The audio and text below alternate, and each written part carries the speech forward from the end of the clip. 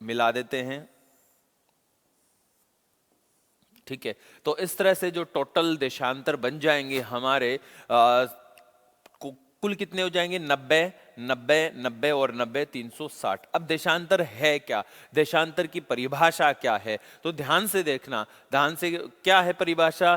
पृथ्वी के केंद्र से, पृथ्वी के केंद्र से व ग्रीनविच के तल से, ये पृथ्वी का केंद्र है, ये ग्रीनविच का तल है। पृथ्वी के केंद्र से व ग्रीनविच के तल से किसी स्थान की कोणीय दूरी, ये जो कोणीय दूरी निकल कर आती है, इसी को हम क्या कहते हैं? देशांतर कहते हैं। ठीक है, अक्षांश में हमने क्या किया था? दोनों की परिभाषा में एक साथ लिख देता हूं, उससे आपको पता लग जाएगा। देखो, अक्षांश क्या था? पृथ्वी के तल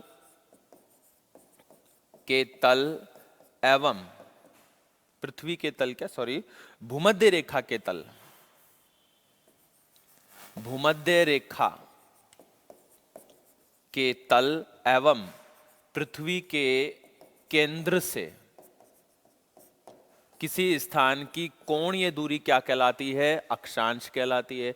यानी हमें कहाँ चलना है? भूमध्य रेखा के तल पे चलना है, पृथ्वी के केंद्र पर चलना है, और फिर कोणीय दूरी लेंगे तो अक्षांश होगी।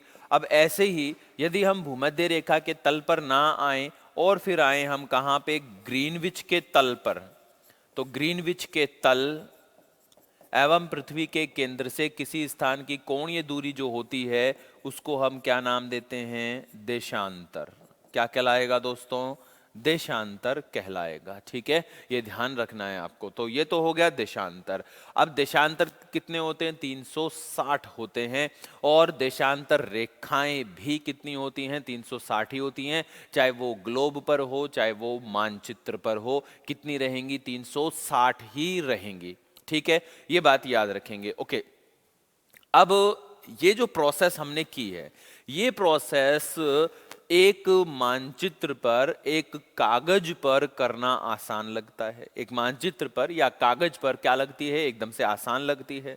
ठीक है, लेकिन यदि इसी प्रोसेस को हम पूरे विश्व में या ग्लोब पर हम करें तो कन्फर्म है कि ये जो प्रोसेस है वो बहुत बहुत क्या है, मतलब जटिल है प्रक्रिया। ठीक है, अब इस जटिल प्रक्रिया से बचने के लिए इसी मेथड पर आधारित एक यंत्र बना रखा है। इस यंत्र का नाम है क्रोनोमीटर।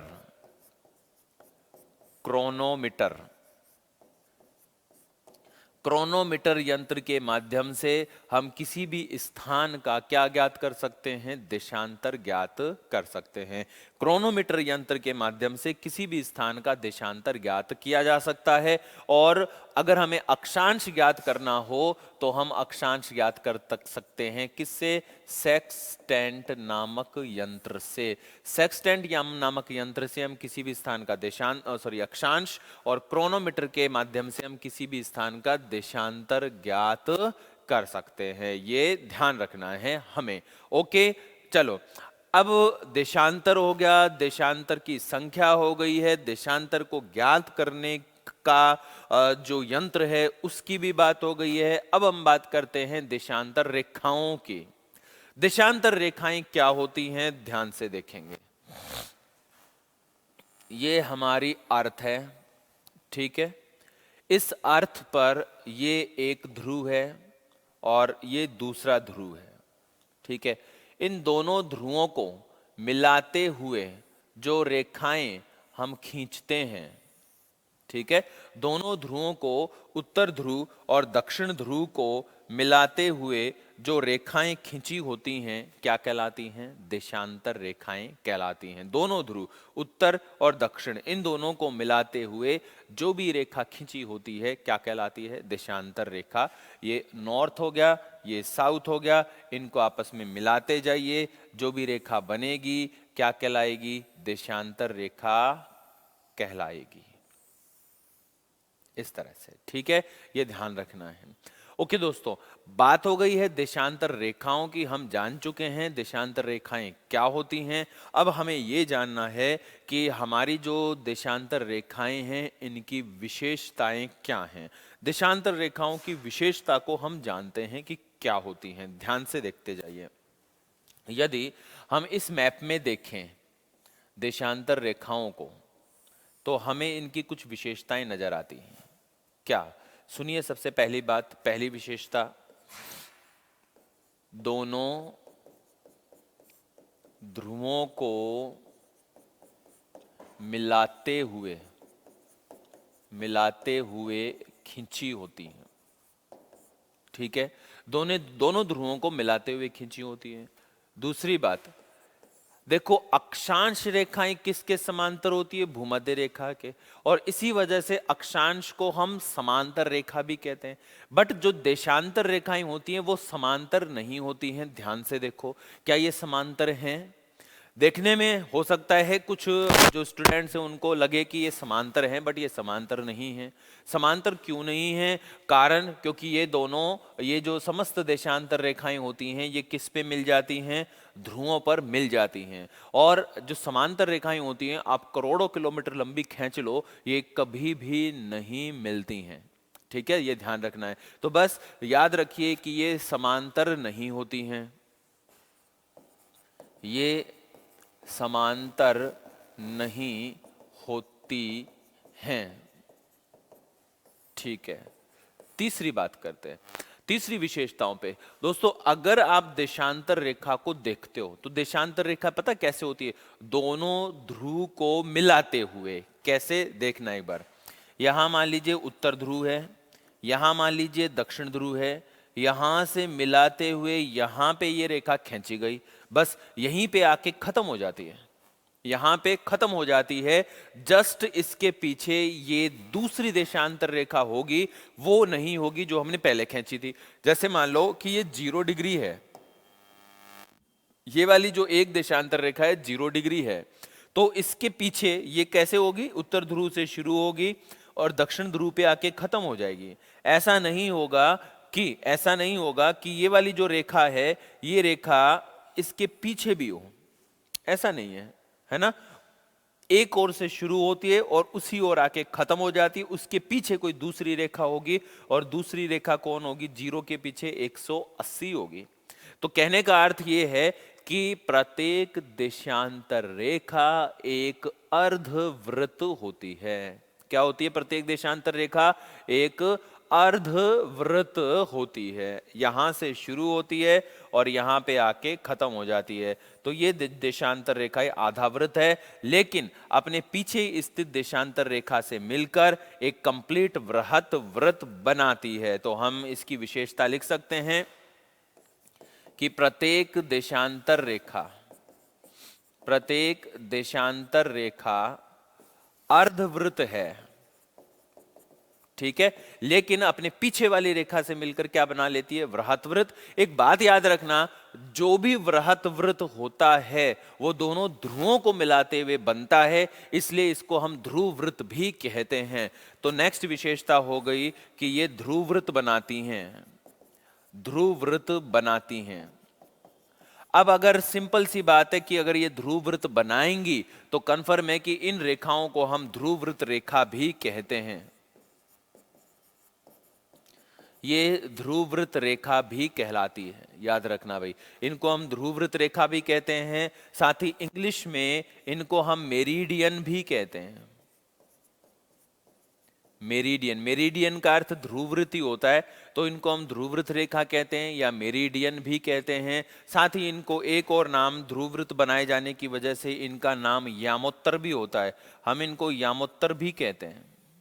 यामोत्तर, ये यामोत्तर भी कहलाती हैं। ठीक है, ये ध्यान रखना है, ध्रुववृत्त कहते हैं इन्हें ही हम यामोत्तर भी कहते हैं। ओके, याद रखिए। इसके अलावा अब अगर हम इस पे चले, इस ध्रुववृत्त पे, इस डायग्राम पे आओ, तो ये ध्रुववृत्त बन रहा है। देखो ना, ध्यान से देखना, 90 के पीछे 90, 0 के पीछे 180। ऐसे ही अगर हम चलें इधर, ये है 15, 30, 45, 60, 75, 90, ऐसे ही करते जाएं आगे तक, तो हर एक रेखा के पीछे, जैसे 15 डिग्री के पीछे जो रेखा बनेगी यहां पे, वो कौन सी आ जाएगी? 165 आ जाएगी, है ना, 165 डिग्री। तो यहाँ पे ये वापस से एक पूरा कंप्लीट 180 का योग बन जाएगा, 165 डिग्री आ जाएगी ये रेखा। ठीक है, यानी हम कह सकते हैं कि प्रत्येक जो देशांतर रेखा है अपनी पीछे वाली देशांतर रेखा से मिलकर एक कंप्लीट वृत्त बनाती है जिसका योग 180 आ जाता है। इस तरह से कंप्लीट 180, यानी कि 15 डिग्री के पीछे कौन होगी, 165 डिग्री होगी।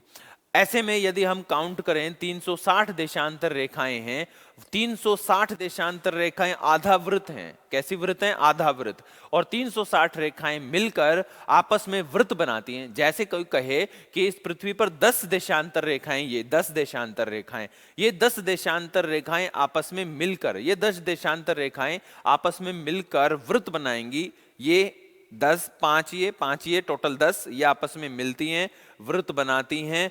तो देखो कितने वृत्त बन रहे हैं, 5। देशांतर रेखाएं 10 हैं ये, लेकिन वृत्त कितने बनते हैं, सिर्फ 5। तो कोई आपसे पूछे कि ध्रुव वृत्त की संख्या कितनी है, तो ध्रुव वृत्त कितने हैं हमारी पृथ्वी पर, ध्रुव वृत्त बन गए। यहां पे नेक्स्ट विशेषता हो गई कि ध्रुव वृत्त की जो संख्या होती है वो हो गई 180। ध्रुव वृत्त 180 होते हैं। ठीक है, याद रखना है। अब कोई ऐसे पूछे कि ये जो ध्रुव वृत्त बनता है ये कितना बड़ा होता है, जैसे हमने लास्ट वीडियो में बात की थी ना कि भूमध्य रेखीय परिधि जो सबसे बड़ी होती है वो कितनी होती है, 40,075 किलोमीटर। और भूमध्य रेखीय व्यास कितना होता है, 12,756 किलोमीटर। अब हम ये बात करें कि हमारी जो भूमध्य रेखीय परिधि से ध्रुवीय परिधि बड़ी होती है कि छोटी होती है, तो बता दूं आपको कि हमारी पृथ्वी चपटी है तो ध्रुवीय परिधि क्या होती है, थोड़ी छोटी होती है। और ध्रुवीय परिधि जो होती है वो होती है कितनी, 40,008 किलोमीटर। ठीक है, और ध्रुवीय जो व्यास होता है ये कितना होता है, 12,713 किलोमीटर। 12,713 किलोमीटर होता है। तो ध्रुवीय व्यास 12,713 किलोमीटर होता है और ध्रुवीय जो परिधि होती है वो 40,008 किलोमीटर होती है। अब यहाँ पे एक और क्वेश्चन आता है, क्या आता है सुनिए। क्वेश्चन आता है कि हमारी जो भूमध्य रेखीय परिधि है वो ध्रुवीय परिधि से, हमारी भूमध्य रेखीय परिधि हमारी ध्रुवीय परिधि से कितनी बड़ी है। तो आप माइनस कर दोगे, 756 713, आंसर आता है 43 किलोमीटर। 43 किलोमीटर आंसर आता है। ठीक है, हमारी जो परिधि है वो कितनी बड़ी है, हमारी जो परिधि है वो बड़ी है, 43 किलोमीटर बड़ी है। ठीक है, ये ध्यान रखना है। तो 43 किलोमीटर बड़ी है हमारी जो परिधि है, इसे अच्छे से याद रखना है आपको। ठीक है, ओके। अब नेक्स्ट हम बात करते हैं हमारे इस जो अन्य क्वेश्चन आते हैं उनके ऊपर। देखो इनको और क्या कहेंगे, ये जो हमारी हैं देशांतर रेखाएं हैं, इनको हमने क्या नाम दिया है, ध्रुववृत्त नाम दिया है, मेरिडियन नाम दिया है, यामोत्तर नाम दिया है। अब एक और खास बात है यहाँ पे, क्या खास बात है, ध्यान से देखो।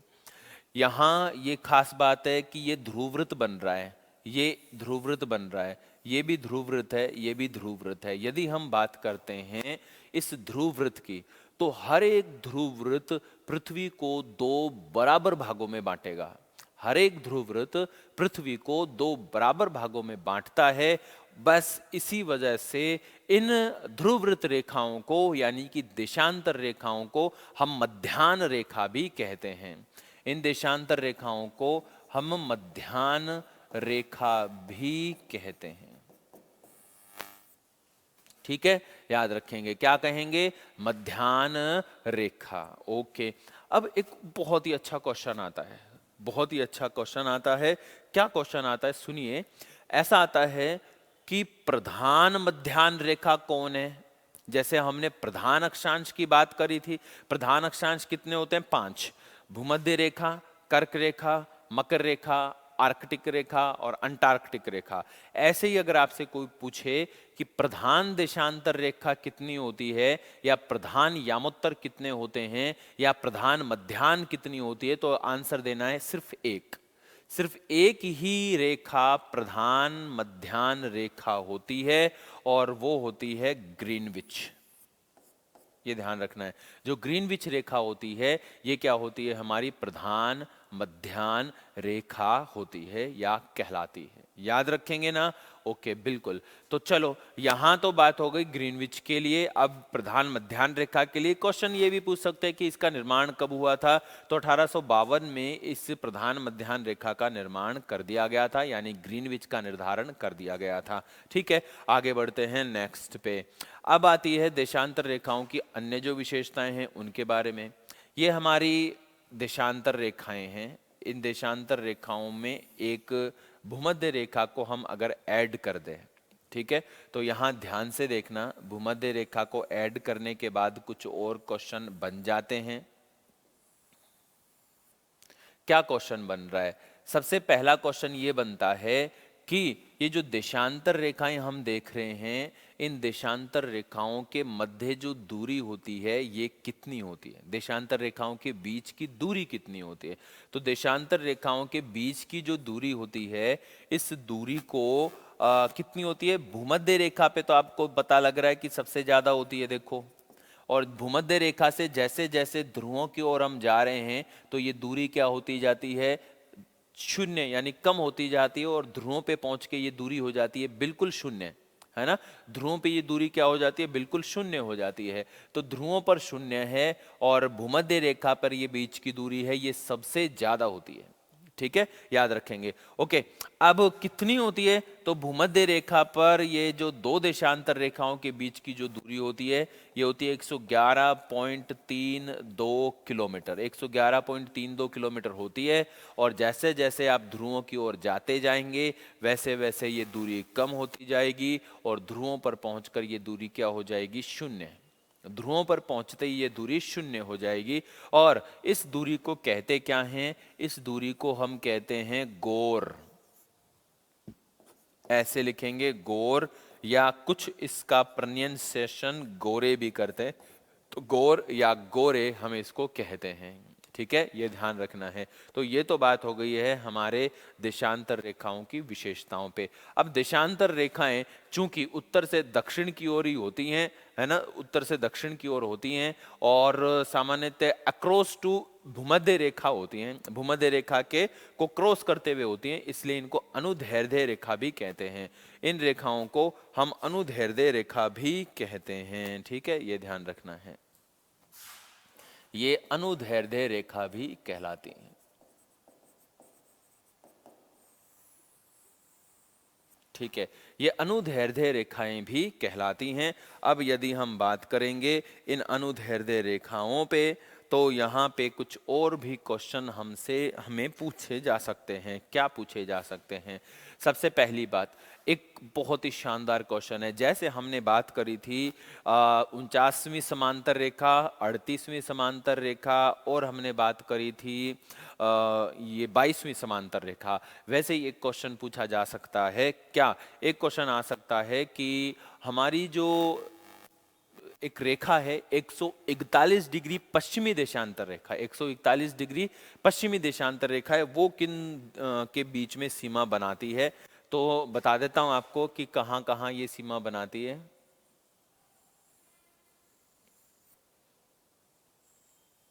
काफी अच्छे क्वेश्चन आते हैं, दो रेखाओं पे आते हैं और दोनों ही क्वेश्चन का संबंध किससे है? उत्तर अमेरिका से है।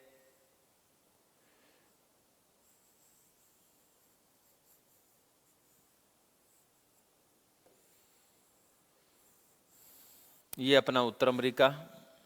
ठीक है, अब इस उत्तर अमेरिका की यदि हम बात करते हैं तो इस उत्तर अमेरिका में ये वाला जो पोर्शन है, इस पोर्शन को हम कहते हैं अलास्का। अलास्का, ठीक है। और ये वाला जो पोर्शन है, इस पोर्शन को हम बोलते हैं कनाडा। ठीक है, ये यूएसए है और नीचे ये मैक्सिको है। ठीक, अब देखो यहां से एक देशांतर रेखा निकलती है ऐसे। ये जो देशांतर रेखा है यह है 141 डिग्री पश्चिमी देशांतर रेखा, 141 डिग्री पश्चिमी देशांतर रेखा। तो एक क्वेश्चन बन गया आपके लिए कि कौन सी देशांतर रेखा है या कौन सा अनुदैर्ध्य है? कौन सा अनुदैर्ध्य है जो अलास्का व कनाडा के बीच में सीमा बनाता है? तो 141 डिग्री पश्चिमी अनुदैर्ध्य अलास्का और कनाडा के बीच में सीमा बनाता है। ऐसे ही एक और क्वेश्चन आता है, वो ये आता है कि कौन सा अनुदैर्ध्य हमारे उत्तर अमेरिका के मध्य से निकलता है? तो यहाँ पर आता है 100 डिग्री पश्चिमी देशांतर। 100 डिग्री पश्चिमी देशांतर अनुदैर्ध्य है, 100 डिग्री पश्चिमी देशांतर अनुदैर्ध्य है जो कि अपने उत्तर अमेरिका के मध्य से निकलता है, उत्तर अमेरिका के मध्य से निकलता है। ठीक है, ये ध्यान रखना, ये उत्तर अमेरिका के मध्य से निकलता है। कौन? हमारा 100 डिग्री पश्चिमी देशांतर। ओके भाई, तो ये बात हो गई यूएसए, कनाडा और इसके अलास्का और कनाडा के बीच में। ओके, चलो यहाँ बात हो जाती है। चलो अब हम बात करते हैं हमारे जो अक्षांश और देशांतर से संबंधित अदर कोई क्वेश्चन पूछे जा सकते हैं तो उनके बारे में। देखो दोस्तों, सबसे पहले मैं आपको बताऊं कि अगर हम मान लीजिए कि हमारा ये जो ग्लोब है, इस ग्लोब पर अक्षांश और देशांतर का जाल बना दें, अक्षांश और देशांतर का जाल बना दें, तो यहां पर इस जाल को हम क्या कहेंगे, ये क्वेश्चन आता है। ठीक है, अक्षांश और देशांतर का जब जाल बन जाता है और अक्षांश देशांतर का जब जाल बनता है तो इस जाल को हम क्या नाम देते हैं? इस जाल को हम कहते हैं ग्रिड। ग्रिड, या हम कहेंगे इस जाल को मैश। ये जाल क्या कहलाएगा? मैश। ठीक है, मैश कहेंगे या हम क्या कहेंगे? ग्रिड। ठीक है, ग्रिड या मैश। ठीक है, ये ध्यान रखना है। तो इस जाल को ग्रिड या मैश कहते हैं। ओके, अब बात आती है हमारे अक्षांश और देशांतर से रिलेटेड कुछ और क्वेश्चन पे। क्या आता है, जैसे मान लो कि ये हमारा जाल है अक्षांश और देशांतर का। इस जाल को यदि हम समतल कागज पर बनाएं तो उसे क्या कहेंगे? ये तो 3D है, ये आप देख रहे हो, ये 3D है।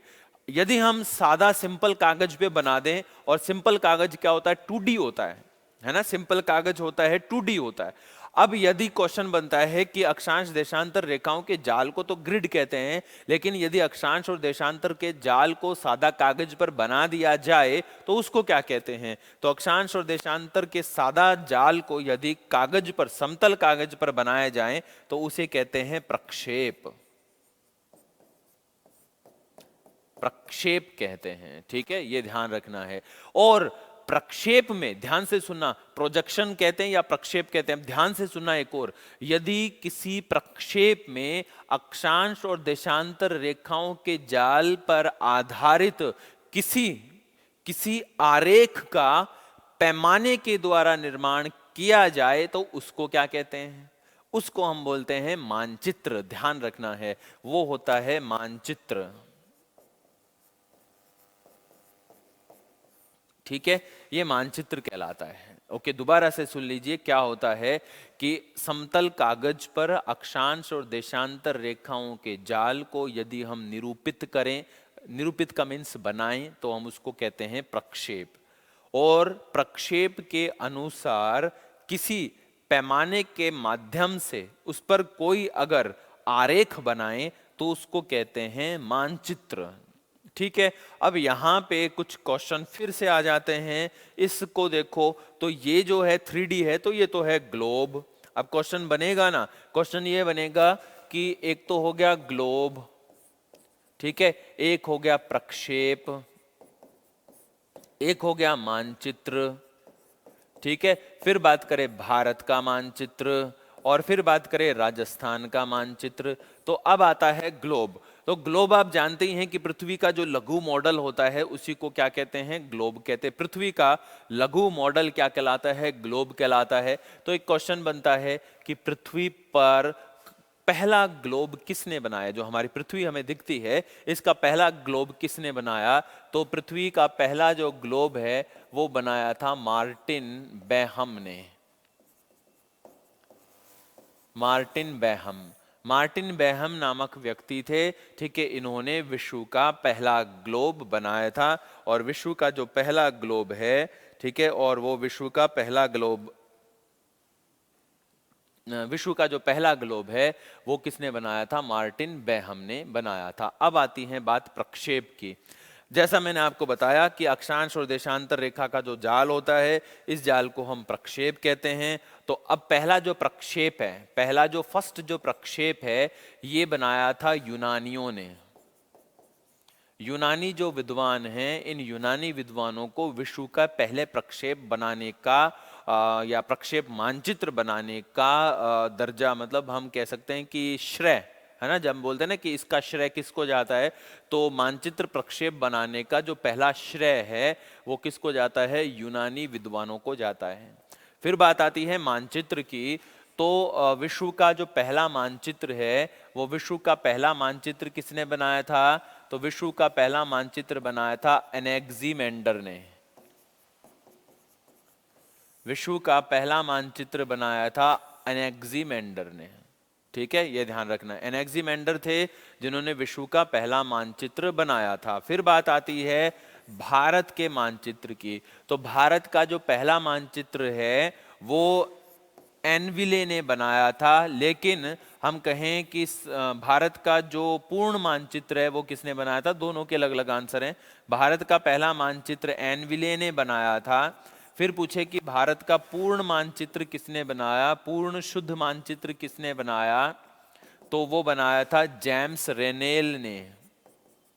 जेम्स रेनेल थे जिन्होंने भारत का पूर्ण शुद्ध मानचित्र का निर्माण किया था, ठीक है। इसके बाद अगर हम बात करते हैं भारत के लिए ही जेम्स रेनेल आ जाते हैं और एनविले आ जाते हैं, ठीक है, ये ध्यान रखना। अब बात आती है राजस्थान के लिए।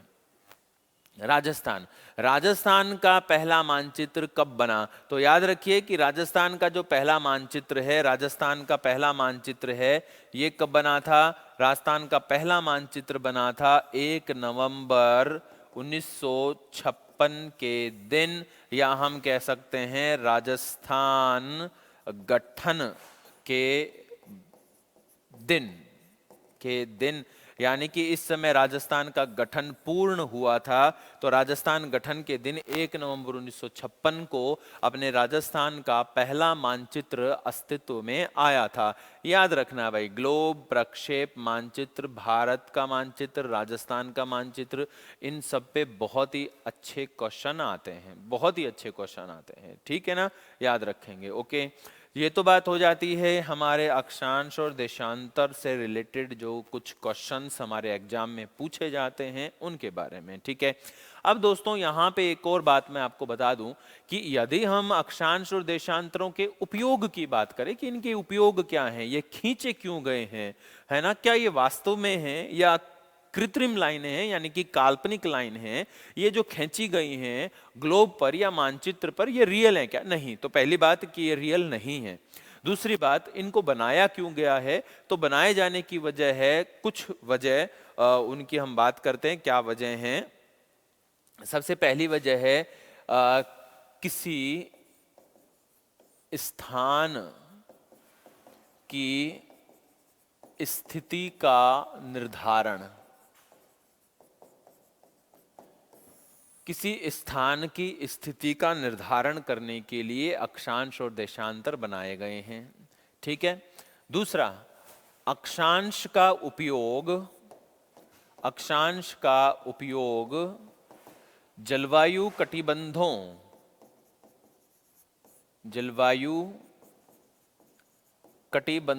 के निर्धारण में होता है। जलवायु कटिबंधों के निर्धारण में होता है। अक्षांश का उपयोग किसमें होता है? जलवायु कटिबंधों के निर्धारण में होता है। तो अभी हम यहाँ जलवायु कटिबंधों का निर्धारण करेंगे। पहले मैं सारे उपयोग इनका बता देता हूँ। अक्षांश और देशांतर दोनों कंबाइंड स्थिति का निर्धारण करते हैं। अक्षांश जलवायु कटिबंधों का निर्धारण करते हैं। बात करें देशांतर की, तो देशांतर समय निर्धारण में भी भूमिका निभाते हैं। स्थिति निर्धारण के साथ साथ देशांतर समय निर्धारण में भी भूमिका निभाते हैं, ध्यान रखना है। तो अब ये तो हो गए इसके उपयोग। अब यहाँ पे ये जो जलवायु कटिबंध हम देखते हैं, इनकी हम बात करते हैं, जलवायु कटिबंधों की बात करते हैं। सबसे पहले दो तरह से हम जलवायु कटिबंधों का निर्धारण कर सकते हैं, एक तो परंपरागत तरीके से, और एक होता है आधुनिक तरीके से, आधुनिक पद्धति। आधुनिक पद्धति जो सर्वाधिक लोकप्रिय है उसी की हम बात करेंगे निष्कर्ष निकाल के। वैसे अलग अलग विद्वानों ने अलग अलग तरीके से बताई है। तो सबसे पहले हम बात करते हैं परंपरागत तरीके से, जैसा कि हमारी माध्यमिक शिक्षा बोर्ड की बुक में दिया हुआ है, जैसा कि अरस्तु ने किसी समय बताया था, तो वो सब है परंपरागत। तो परंपरागत तरीके से जो है उनकी बात करते हैं। सबसे पहली बात, ये हमारी भूमध्य रेखा,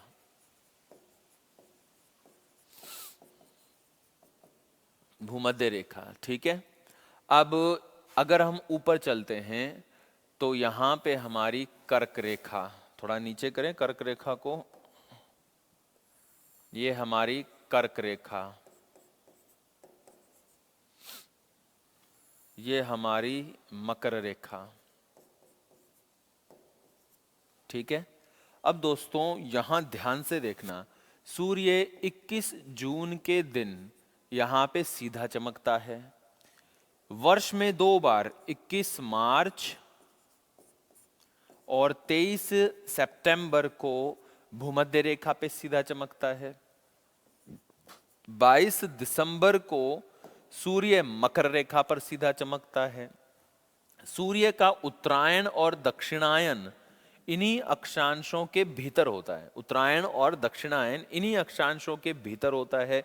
अतः ये सूर्य से सबसे ज्यादा ताप प्राप्त करते हैं और इस वजह से इतने इतने जो कटिबंधीय क्षेत्र है, इसको हम बोलते हैं उष्ण कटिबंधीय जलवायु प्रदेश, उष्ण कटिबंधीय जलवायु प्रदेश कहते हैं। अब इसके ऊपर हम चले जाएं, 23.5 से ऊपर 66.5 तक चले जाएं, तो यहाँ ये वाला जोन है इसकी तुलना में कम ताप प्राप्त करता है, तो इसको हम कह देते हैं शीतोष्ण कटिबंधीय जोन। और सबसे ऊपर चले जाएं 66.5 से 90 तक, तो इसको हम बोल देते हैं शीत कटिबंध। तो यहां पर बात आ गई उष्ण, शीतोष्ण और शीत। अब क्योंकि ये उत्तर गोलार्ध में है इसलिए इसको बोल देते हैं उत्तरी शीतोष्ण और इसको कह देते हैं उत्तरी शीत। ऐसे ही दक्षिण में 66.5 तक, दक्षिण अक्षांश तक, इसको कह दिया जाता है दक्षिण शीतोष्ण और 90 तक इसको कह दिया जाता है दक्षिण शीत। ठीक है, ये हो गया आधुनिक परंपरागत प्रकार से जलवायु कटिबंधों का निर्धारण, परंपरागत तरीके से। अब यदि हम आधुनिक मत की बात करते हैं सभी विद्वानों की एक राय लेकर, तो एक अन्य कटिबंध का निर्माण हम इसमें कर देते हैं, बाकी तो सब सेम है। ये 23.5 नॉर्थ 23.5 साउथ से लेके यानी कर्क और मकर के बीच में ये कहलाता है उष्ण कटिबंध। ठीक है, 23.5 से अब आती है बात 45 तक, 45 तक इसको कहते हैं उपोष्ण। 45 से 66.5 तक इसको कहते हैं शीतोष्ण और 66.5 से 90 तक इसको कहते हैं शीत। उष्ण, उपोष्ण, शीतोष्ण और शीत। ठीक है, सेम ऐसा कैसा कहां हो जाता है, दक्षिण गोलार्ध में हो जाता है। दक्षिण गोलार्ध में इसको बोल देंगे उपोष्ण और 66.5 तक बोल देंगे शीतोष्ण और 90 तक इसको कह देंगे शीत। तो इस तरह से अक्षांशों के माध्यम से हम किसी भी स्थान का क्या कर सकते हैं, जलवायु कटिबंधों का निर्धारण कर सकते हैं। अक्षांशों में हम जलवायु कटिबंधों का निर्धारण इस तरीके से कर दिया करते हैं। ठीक है, ये ध्यान रखना। तो दोस्तों इस वीडियो में हमने बात करी अक्षांश, देशांतर और उनसे संबंधित जो भी उपयोग वगैरह हैं उन सभी पे। नेक्स्ट जो वीडियो लेंगे हम, छोटा एक वीडियो लेंगे जिसमें हम बात करेंगे हमारी इस पृथ्वी पर समय निर्धारण के बारे में और अंतर्राष्ट्रीय तिथि रेखा के बारे में। ओके फ्रेंड्स, कंटिन्यू साथ बने रहने के लिए थैंक यू। जय हिंद।